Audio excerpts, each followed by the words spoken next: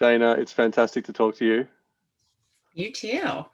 I was just looking over your bio before the call, and I kind of almost ran out of breath just reading it.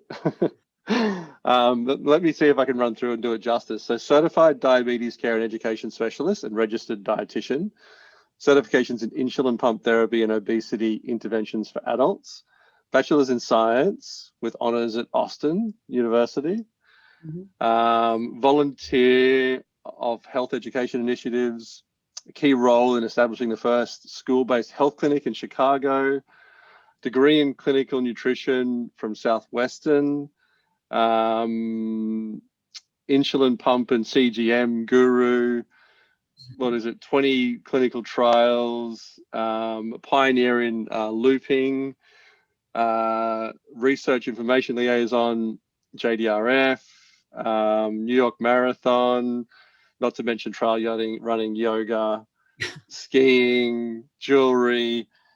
My God. I like to stay busy. Yeah, I don't know how you do it, to be honest. And there's going to be no shortage of things to talk about. And you're a type 1 diabetic, just Yes. to put the cherry on top. Yeah, but I do see that as a silver lining in some ways. That's how I like to approach it. Just, I think that, without my diabetes, I probably wouldn't have found a career I love so much and kind of a path to go forward. I was just talking about it over the weekend with people. Just, you don't know what's going to happen, but finding that silver lining, I think, is so important. I've asked myself this question because I'm working, our business is in the diabetes space, right? And beforehand, I was a healthcare consultant, and I've worked in pharmaceuticals and so forth. And now that this is my business, working on the patch business, and I'd probably never been happier, and I've never felt more productive, and I've never really kind of enjoyed my career as much.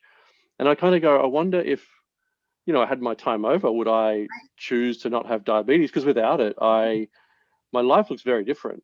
And Yeah. I mean, at least up until at least I wouldn't be doing this job and have this business and kind of, have this passion, this engagement with the community. And it's a weird thing to think that that's a hard kind Yeah. of question to ask, right? And I'm not sure what the answer is. I mean, I don't necessarily want to say that I wish I had diabetes, but I also have got so much from it. Right. And I think it's kind of what you make of it, right? I mean, it is kind of a funny thing to say, right? Like, you don't wish this on anybody, because let's face it, having diabetes is a really big pain in the neck, right? I mean, I don't want to be doing all of the things that we have to do to stay healthy, but I think that it does focus yourself. You do focus on health more, right? Because you think about it every time you eat, you think about it every time you go exercise. And so that can be a positive. Yeah, and I said this on a podcast recently. I think diabetics, type ones, or any diabetic, I suppose, but type ones in particular, have a relationship with their body because they have an insight into functions and metabolic processes and just how their body our bodies interact with the world in terms of diet and exercise. Absolutely. And all those things. And so it does actually, there's some advantages there in a sense. It's funny. I do talk to a lot of newly diagnosed families who have young children who are just newly diagnosed, and think about the technology that's happened in the past 5 to 10 years, really, and what their life looks like compared to how our life maybe looked like when we were first diagnosed. But I always tell them, you're going to see your child's mental health in a different way than you might with someone who wasn't diabetic, because of their CGMs, because you'll be able to kind of see reactions, the whole package, right? Like, because diabetes touches everything, and they're more in tune to their body, and then the parents are more in tune to kind of the mental health of their child. Yeah, just because of their blood sugars. Yeah, it must be terrifying for parents, of kids. But yeah, I agree that finding a silver lining is a useful way to approach diabetes. And I do definitely, being in community groups and things like that, I do come across people who, I don't know if you call them angry diabetics or, cynical or pessimistic diabetics, but people who feel a little bit sorry for themselves. Oh, I think we all have those moments, right? Yeah, true. Yes, true. That's true. So run us through your diabetes story. Run us through your diagnosis. Yeah, so I was pregnant and I started using insulin almost immediately, but the obstetrician thought that I had gestational diabetes. And it was because I was pregnant in kind of this, very observed state. But I was young, healthy. Nobody in my family has diabetes, but they saw high sugar and I could not manage it with diet. So went to insulin really, really quickly. And when I delivered, they were like, don't ever think about that diabetes again. You're fine. That's gone away. And really within 5 months, I lost my baby weight plus 20 pounds and really couldn't get out of bed. Thought I was depressed, thought I had postpartum depression and really struggled emotionally and mentally. And sure enough, went to the doctor and they said this was the least comforting bedside manner. I mean, luckily I wasn't in DKA, but my long-term doctor was like, yep, you got it. And I thought, what do I got? And when you're diagnosed later in life, they just kind of give you an insulin pen and a pamphlet and they're like, good luck. See you later. But here I had this newborn baby and I was trying to breastfeed and my body was attacking itself. And I developed thyroiditis also. So my thyroid was attacked at the same time as my pancreas. And it was just kind of a mess. But very quickly, I found a diabetes educator that really I connected with, and she was my lifeline. And believe it or not, I connected with her, got really quickly put on an insulin pump because I wanted more children and wanted to really work on this, and decided to go back to school to become a diabetes educator. So this is actually my second career based on, again, kind of that silver lining, make lemonade out of lemons. And because that's kind of my story. So is it common to see women develop type 1 in pregnancy? So believe it or not, and this is something that people really never think about, is that really almost 50% of newly diagnosed type 1s are over 20. And we don't call it juvenile diabetes anymore. We call it type 1. But if you think about 15, 20 years ago, we did call it juvenile. And, JDRF tried to rebrand. So it really is quite common. In pregnancy, it's almost like a stressor, because if you're susceptible to an autoimmune disorder, and then pregnancy is kind of like a really huge stressor on your body, and then kind of all systems go haywire. And at least that kind of happened for me too. I kind of sometimes reflect and think about what was happening at the time of my diagnosis. And I was working quite hard and maybe a bit stressed at work. And I guess we can never really answer these questions accurately, but I do wonder if that stress was what caused that initial, was it chemical cascade? Yeah. The endocrinologist did say, if you hadn't gotten pregnant, maybe this would have happened, but it would have happened much later in life. I don't know, okay. Rip the Band-Aid off early, I guess. I don't know. What do they base that on? That comment on?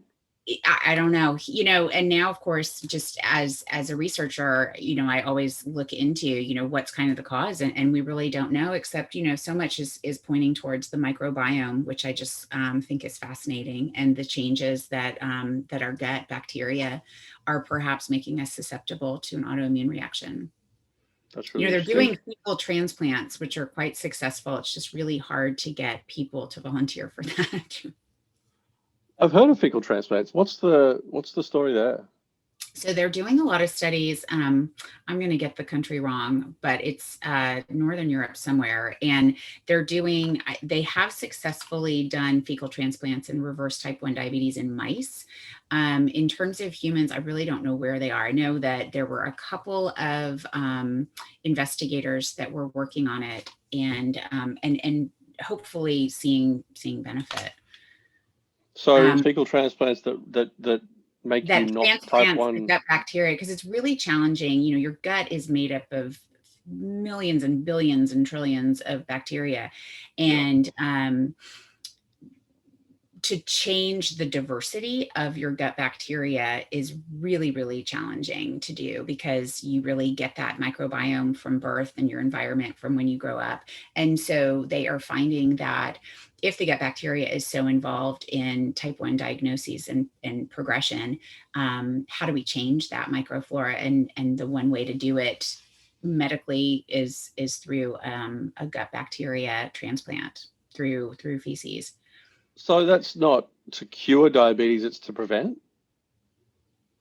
They reversed it in type 1 mice. I don't know if humans would have the same reaction.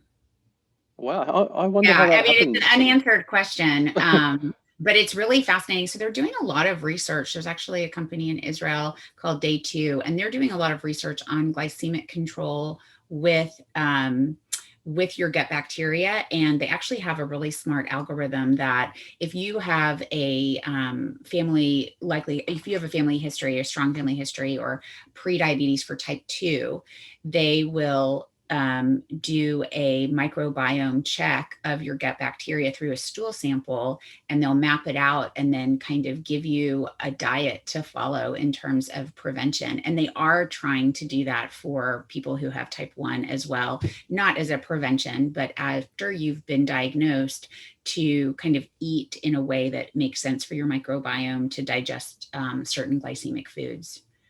That's fascinating. I'm trying to wrap my head around the concept of how a fecal transplant, because my understanding is beta cells aren't there anymore. Right, but what I guess causes the autoimmune reaction, and Yeah. if you kind of go before that happens, I think there's a lot of exciting research ahead. It's just Yeah. how quickly will it come to the forefront?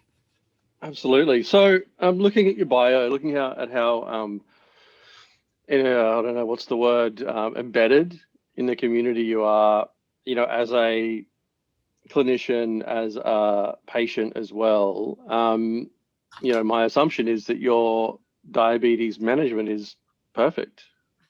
If only, right? I don't think we can ever say that it's perfect. I, you know, I do actually get burnt out just like everybody else. And I have my days where I don't feel like being the good patient and, taking my insulin the appropriate time before I start eating. And, I still have my days where things don't go awry, just technology failure, insulin pump failure. So, but I think one thing I'm really grateful for is I know how to manage it if problems arise, and I'm comfortable with those deviations because I know that I can always get back on track. And I think one thing that happens a lot with people is just they feel like they have to be perfect with their blood sugars. And I think social media has created, I don't know, maybe you have a different opinion, but people kind of curate their blood sugars and they post this amazing line on their CGM and,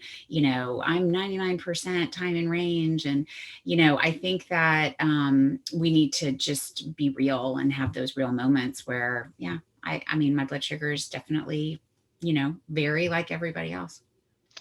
Yeah, if anything, I probably could strive to be a bit more perfect. I posted about this on Instagram this week, where for the last maybe 6 months, my sensitivity had been declining, and I'd struggle with like my levels, particularly overnight. If I'd had carbohydrates for dinner, I wasn't, I don't know if the word's aggressive, but aggressive enough with my insulin. I'm on injection still. And I know the answer here is going to be go to a pump, but I wasn't quite aggressive enough with my insulin dosing before bed, essentially. And go for 6 months, I've been, my HbA1c slowly crept up because of this inability. And I kind of was reflecting on it this week, and I realized that because what I've done, I adjusted recently. I went, okay, I've had enough. I'm going to get more aggressive with my dosing, and I have got more aggressive, and it's worked. And I've seen my control get better, and I realized that like it really had come down to my attitude. In a sense, I was allowing myself. I was accepting being high. I Mhm. wasn't I wasn't hard enough. I kind of just, and maybe I kind of kept that attitude for too long. And it was interesting to see that actually it was just a pretty minor adjustment in my mindset to go, hang on, this has been going on for too long. I'm going to do something about it, and I'm going to get a bit more aggressive. And it might mean a couple of lows along the way. Right. But that mindset change, that attitude change was kind of been everything, really. Mm-hmm. But I think it's, diabetes, it's really easy to be on cruise control, like you do the same thing day in, day out. And also diabetes, I always tell people it's not type 1 diabetes, it's type U diabetes, right? Because everyone's diabetes is their own management. And you to learn, going back to what we were saying earlier is, how do you learn your body? And sometimes we just get in that cruise control where we don't stop to think about those adjustments because we're just so used to doing it. But I think that's great. Congratulations to you. That's why, we have so much data, so much bombardment with all of this data now with diabetes management. It's so easy just to turn it off, right? Turn off those alarms and just kind of go on cruise control because you're just always, fatigued by all these alarms.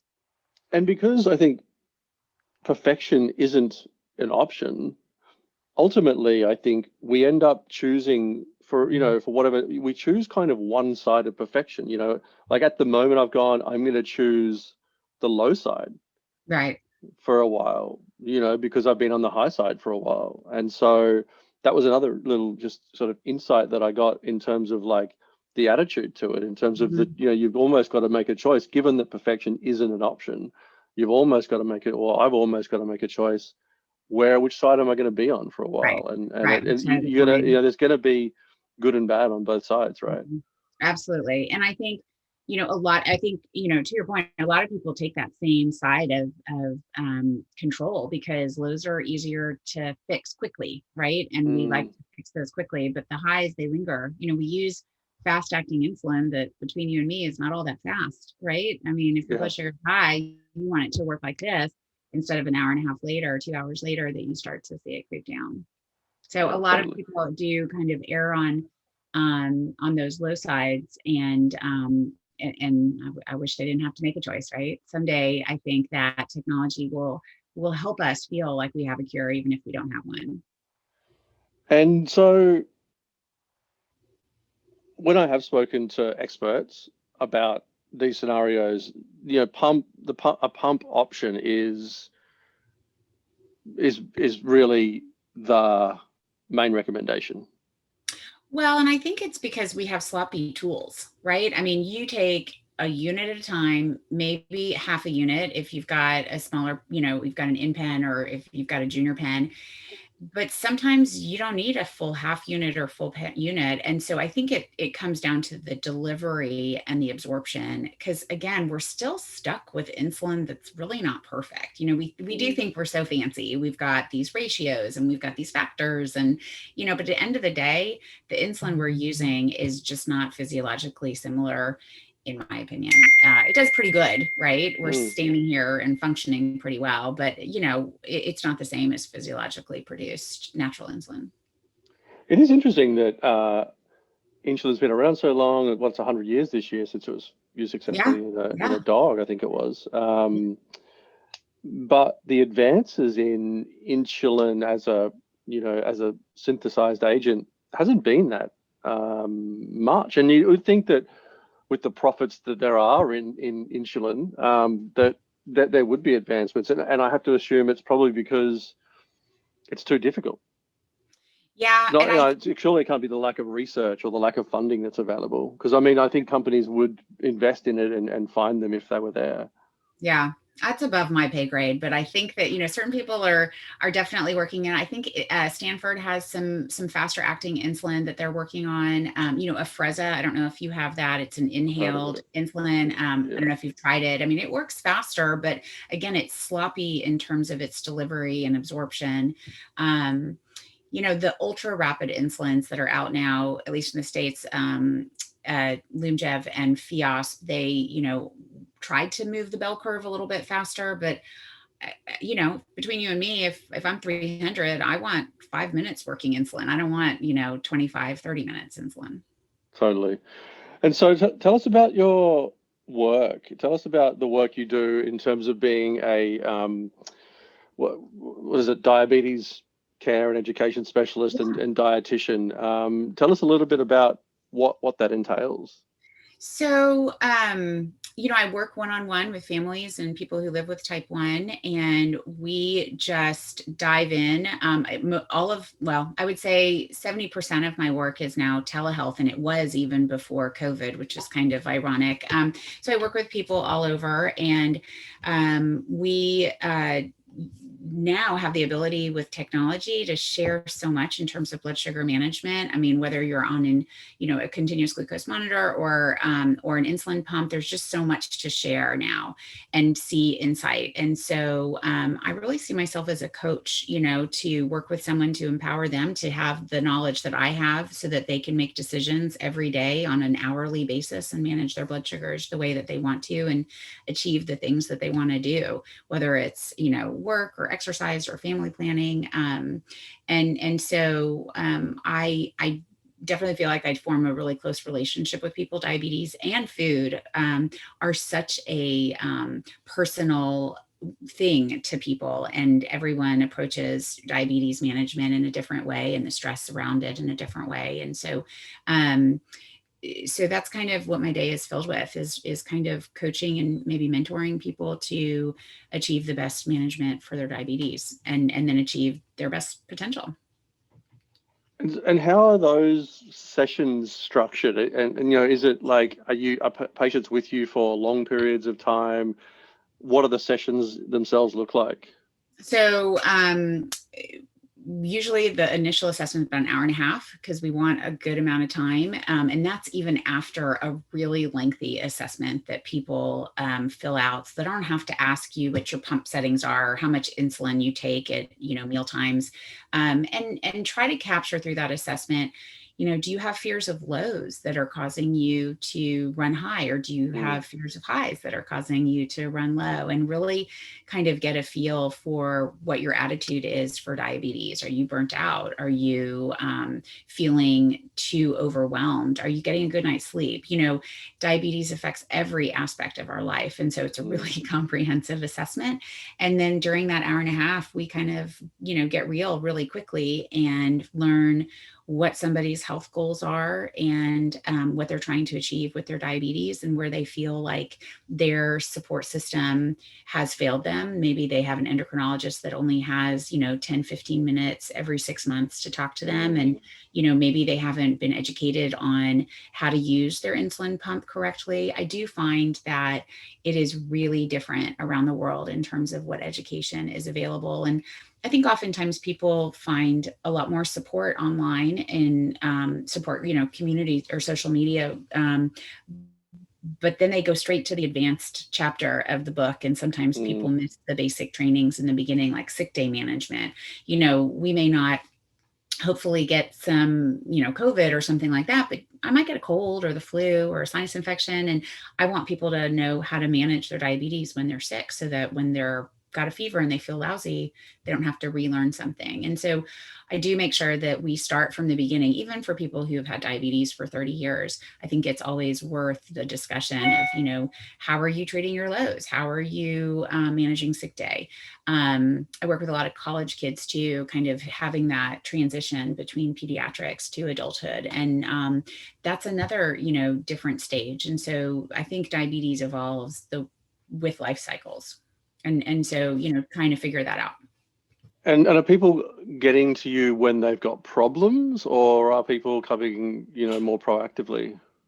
I think it runs the gamut. I mean, sometimes people come and they just kind of want a checkup and, an engine cleanup and make sure that they're doing what is the best for them and what makes sense for them. But sometimes people are like, I just got a complication and I don't feel like I have support and I don't know where to turn and how do I prevent other complications. So it really runs the gamut.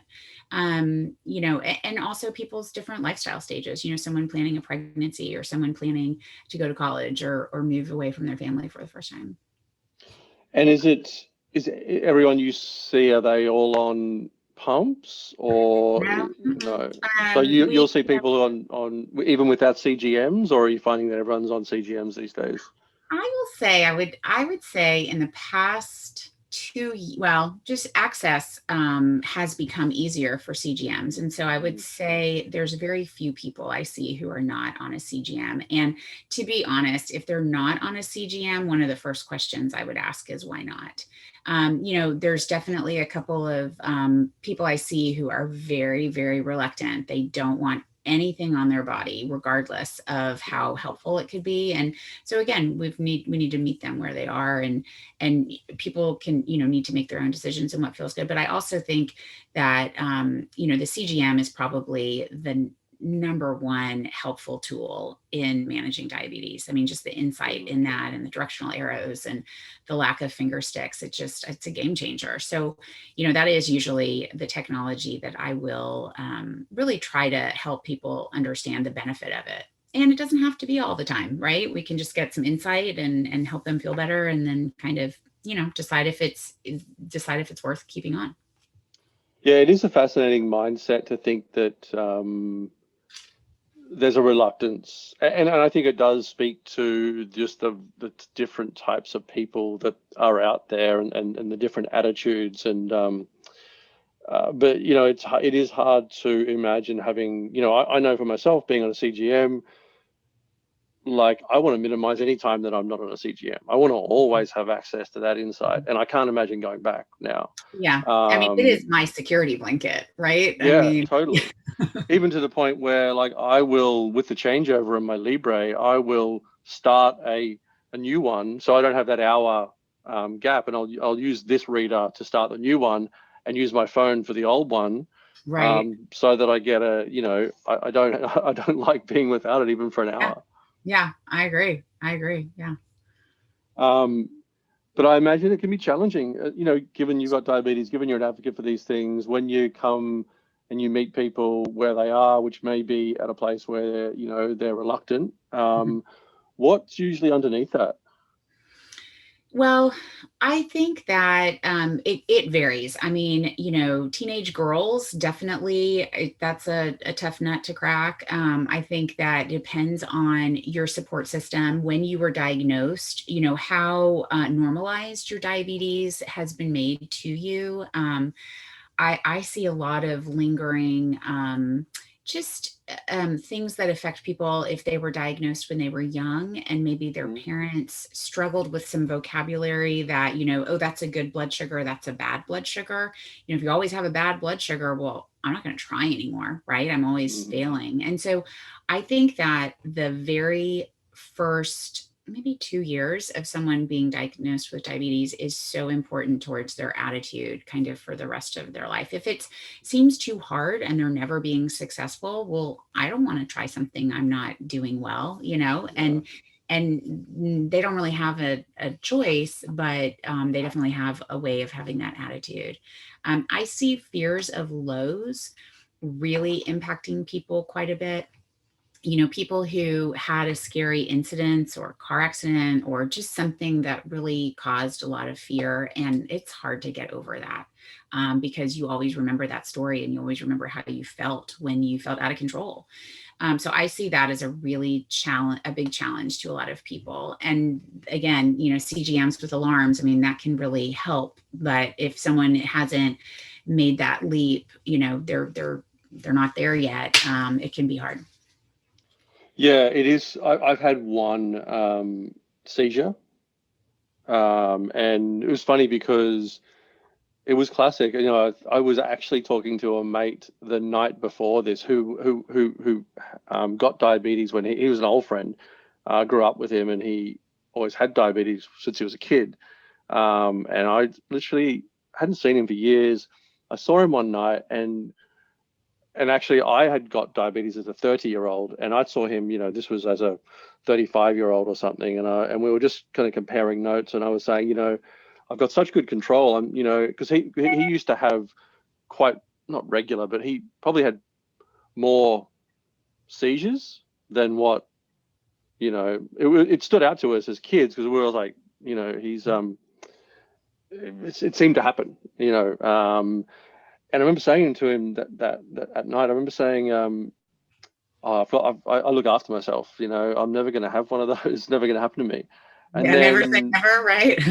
the next morning, I wake up and I don't have breakfast, take my long acting, and I'm actually driving into the city in Sydney to pick someone up. And I just started getting all disorientated. And I had jelly beans in the car. I was eating jelly beans. The next thing I know, I'm sitting on the footpath, and the crowd, there's like people around me, and someone hands me a big thing of juice, and I kind of pour it all over my face. Um, and I realized that had, I'd been told that I'd pulled over, luckily, Thank because it was a goodness. very busy part Yeah. of Sydney. I'd pulled over and I was having the police officer described it as the best seizure he's ever seen. So it must have been a pretty, and the police, because my car had auto lock, the police had to smash two windows Oh to my get me goodness. out. So, I mean, kind of weird that it happened the night after saying it was never going to I mean, happen. I that's think there's a lesson there. crazy. Yeah, for sure. But thank goodness they kind of knew what was going on and how to treat it. I don't wear a bracelet or anything identifying. I need to, but I don't. And I do always think of that. If something were to happen in the car, they're going to know how to handle it. Yeah, I have no idea how long it would have been there because, I guess I would have pulled over.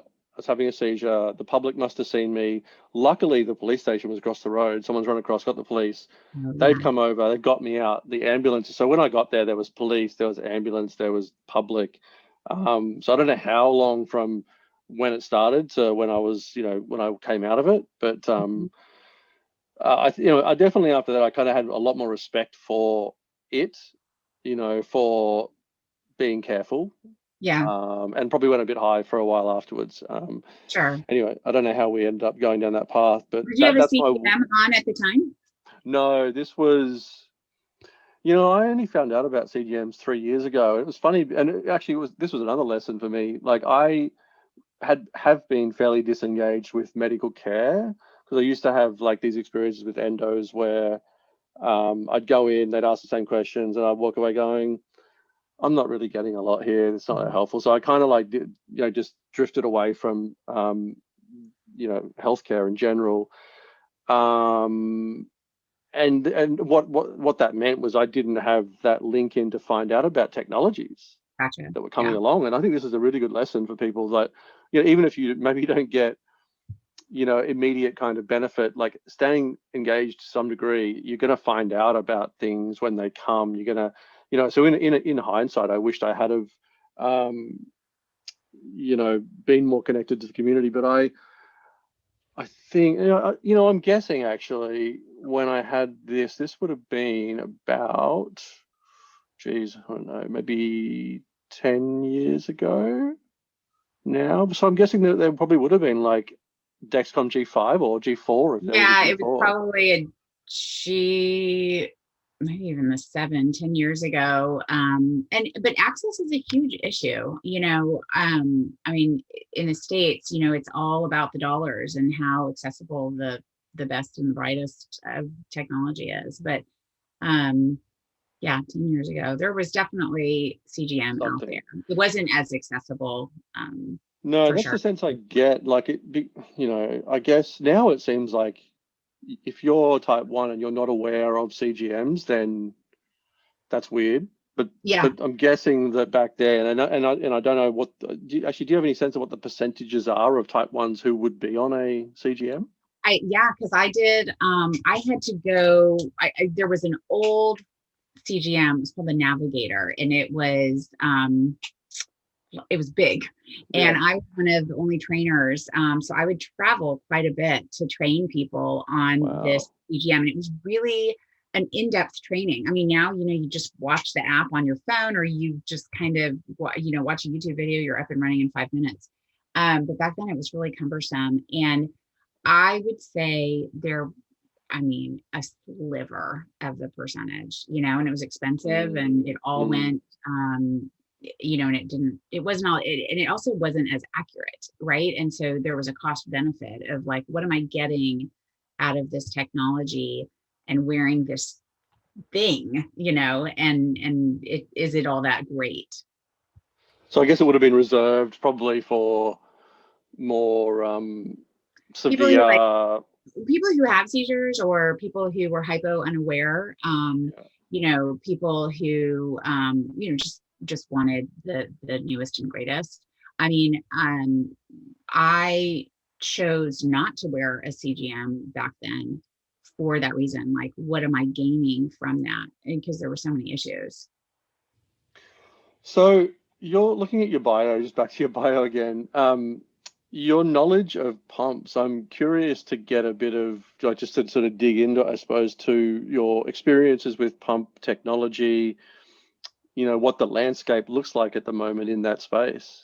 Yeah, the landscape is bright. It is a really exciting time. I call this kind of the golden age of diabetes technology. I think that things are getting so much smarter, but it all starts with the CGM, right? That to me is the quarterback for American football of our diabetes management, is like it centers around a really accurate CGM. And then the pump can start to deliver insulin based on that information. And so I do think, on the market right now, there are, two automated insulin delivery systems, soon to be a third, at least in the States. What are There's they? so, I'm sorry?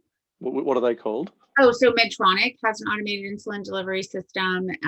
Tandem, T-Slim has an in system, and then Omnipod or Insulet Omnipod is soon to have a patch pump that will be automated insulin delivery. Medtronic talks to the Guardian 3 CGM, and then the Tandem and the Omnipod will talk to the Dexcom. But there's soon to be two more, at least in the States, automated insulin delivery systems, and they will be with the Libre.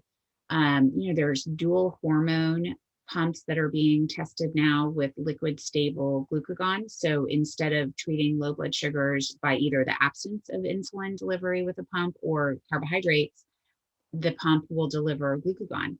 And so all of a sudden, that's kind of the holy grail of Mm, perfection, right? Because we've got our blood sugars are going up, you get insulin, your blood sugar is going down, you get glucagon, and you don't have to carry your jelly beans in your car anymore. And so, the evolution of liquid stable glucagon, I think, is going to be a huge game changer, not just in pump therapy, but in microdosing glucagon for exercise or for just people who don't want to have sugar all the time, people who are super sensitive to insulin, having trouble with lows. So that to me is going to be a really exciting addition to diabetes therapy that we just don't have right now. And then in terms of pump therapy, I think that we're just getting smarter CGMs, more accurate CGMs, and then the algorithms that are giving the insulin based on those CGM projections are getting smarter too.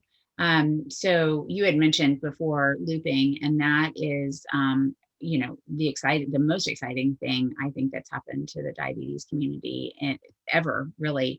And if you're not familiar with it, it's a grassroots coming together of mm, people around the world and putting their big brains together and pairing the CGM with a pump, not through traditional business ways and mm, traditional research, and just kind of, the hashtag is we are not waiting, and it just mm, exploded in the past 2 years. So a lot of people that I work with are what we call looping, mm, and that pair a continuous glucose monitor with an insulin pump, um, hacked, if you will, mm-hmm, in a mm-hmm. way, and building an app on your phone. And that app combines all of the pieces of this system and helps to manipulate and deliver insulin based on parameters that are set by the individual.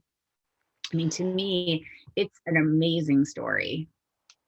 Yeah, I love it. I love the term looper as well. Mhm. It just sounds cool, and I love the idea that there people are out there not waiting, and they're Yep. out there pushing the boundaries. Um, and so as you say, this isn't this the looping approach isn't led by what I want to say, whether not research or by a Industry. company per Right. se, Industry. Yeah. which is a pretty unusual scenario. What do you have any? What's the general attitude of companies? And I guess my experience has been companies won't really be able to even comment on these things, because if it's not backed by data, they're restricted in what they can say. Do you have any insight into the attitude of companies to the concept of looping?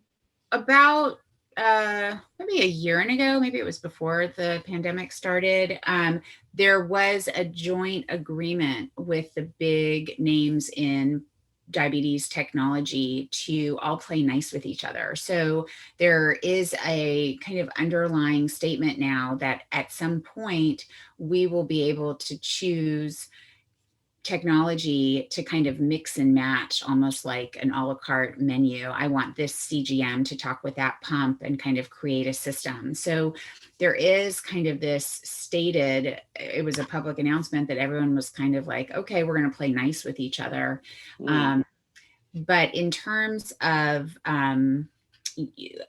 Loop, one of the really amazing things that has come out of this is that there's a nonprofit organization called Tidepool, which has now put this technology to research. I actually was a participant in the study and submitted my data, along with several other 1,000 people, and just to really push this to be accessible to everyone around the world. And so Tidepool is now sponsoring this technology in hopes of bringing it to the masses in kind of a traditional way. But like the hashtag is, we are not waiting. It's still accessible today, even until that happens. So you're a looper. Yeah. How did you become a looper?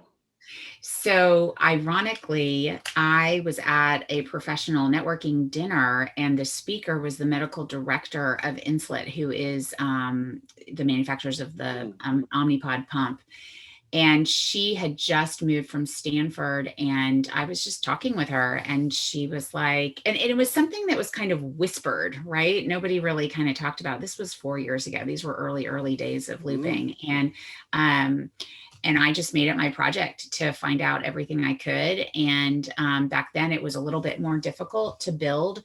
You had to find a really, really old vintage Medtronic pump that worked on radio waves and could kind of be manipulated. And of course, there weren't a lot of those that existed. So found one. And again, it was a little bit more complicated back then. Now there's this really beautiful website that is very accessible and detailed, and a lot of very generous people with their time have made it accessible to people to follow and learn more about it. But when I did it, it was kind of like I was doing something bad,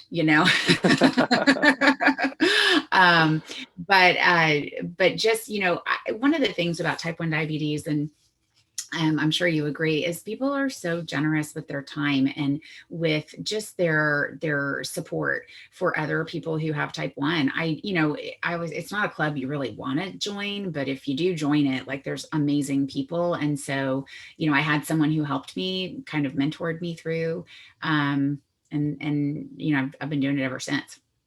So what's your setup? Can you talk us through what you actually do and what you use?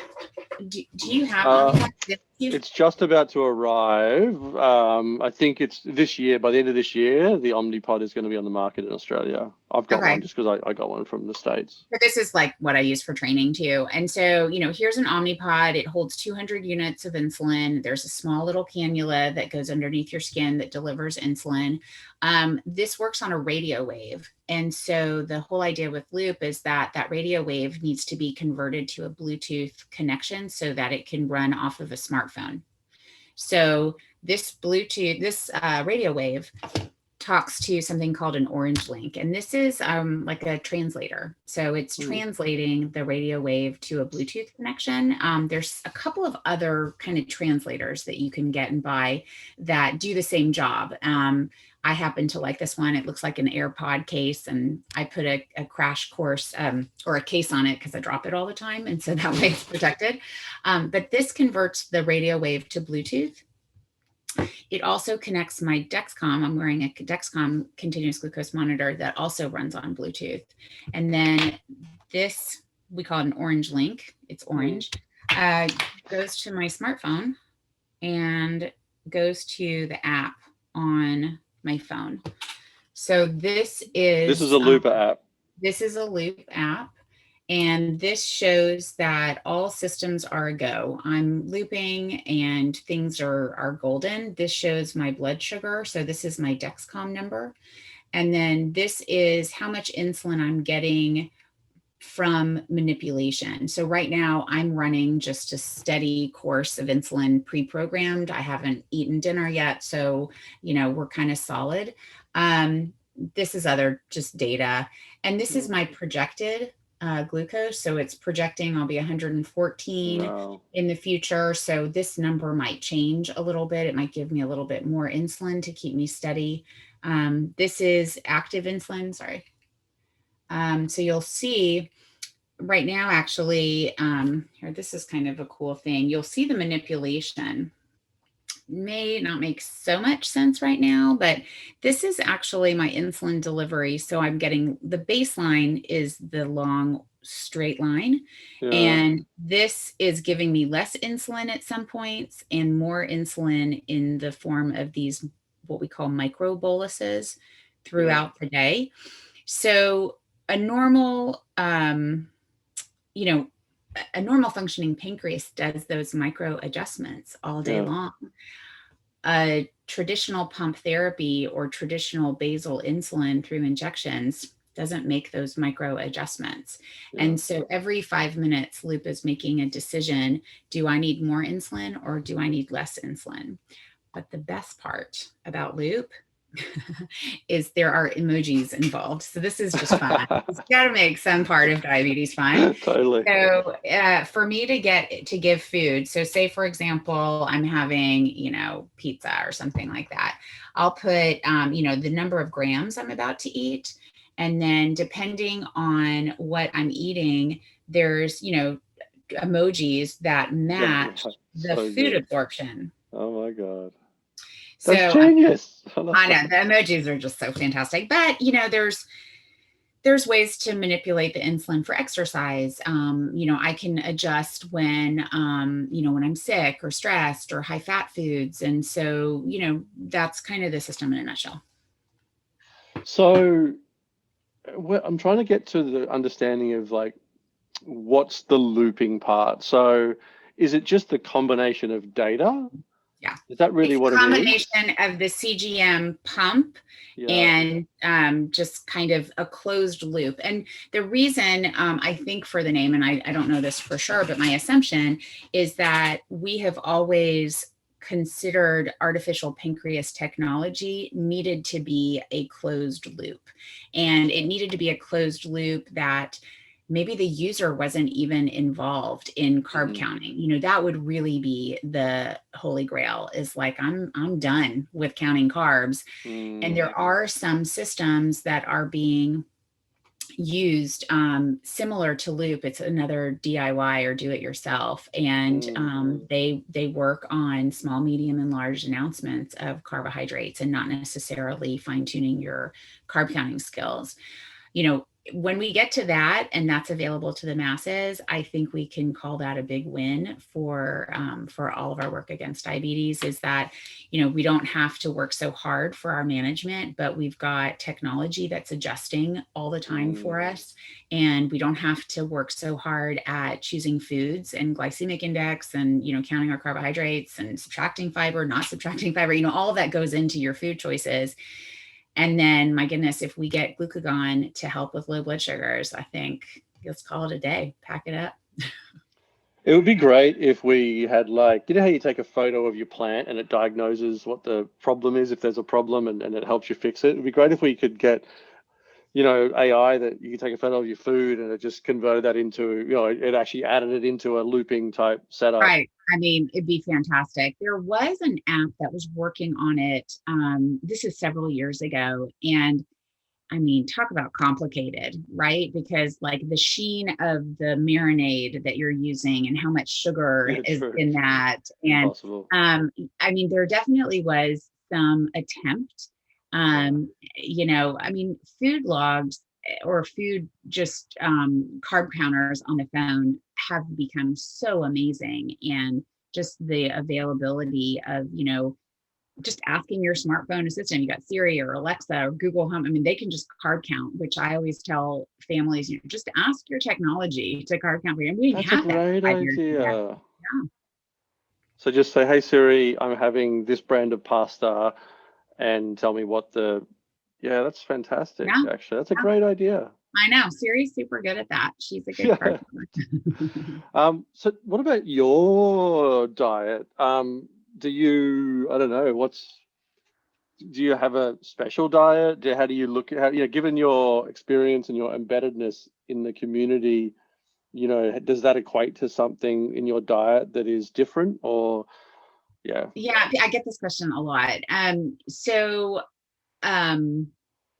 I just because this is how I eat, not diabetes related, I happen to be a pescatarian. So I eat a ton of fish. I eat lots of fruits and vegetables and whole grains. As a dietitian, I definitely, have a lot of colorful vegetables and fruit in my diet. As someone who lives with type 1 diabetes, to me, it's a big cost benefit. What's the cost of me eating an ice cream sundae every night and spiking my blood sugar to the benefit of the taste of the ice cream? And so, there's a joke in my family that I say, is it insulin worthy? Right? I mean, what is that cost benefit of that chocolate cake? Is it insulin worthy? I'm going to eat it all day long if that's insulin worthy. But is it always insulin worthy? And that's definitely something I think about. I am more comfortable not spiking. And so that does change what I eat, maybe even at work. I want to be sharp. I don't want to have a high blood sugar spike. If I go out for a special occasion and I want that ice cream or I want that chocolate cake or I want that, huge hamburger, I'm going to eat it. I just am not always wanting to deal with the aftermath. And so for me, that's how I approach it. I mean, everything in moderation is what a good dietitian would tell people. And so, if I'm craving M&Ms or some sort of, gummy bear, that's what I'm going to eat, and I'm going to deal with it and strategize my insulin around it. But most of the time, I do kind of subscribe to that 80-20 rule. 80% of the time I'm eating for wellness. I'm eating just to not deal with my diabetes because I know something's going to spike my blood sugar. And 20% of the time I'm going on vacation. I'm going to eat whatever I want, You're human. That's good to hear. Yeah.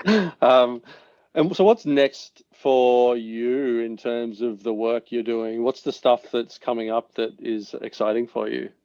Well, it's the technology for sure. And I'm really passionate about diabetes technology, helping people and reducing the burden of diabetes. That's what my goal is to help people manage this very cumbersome, all-encompassing disease, but making it easier through technology. And I think we're getting closer.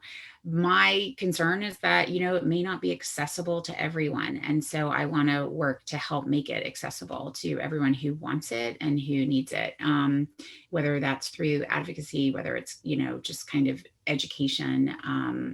That's my hope and kind of the next step, because the technology is moving quickly.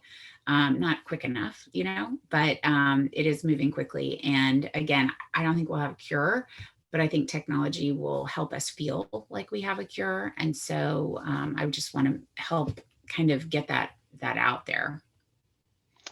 Your passion and, I suppose, dedication to the area is quite commendable. So well done for that. Yeah, and thank you. it's very nice of you to say. and I think that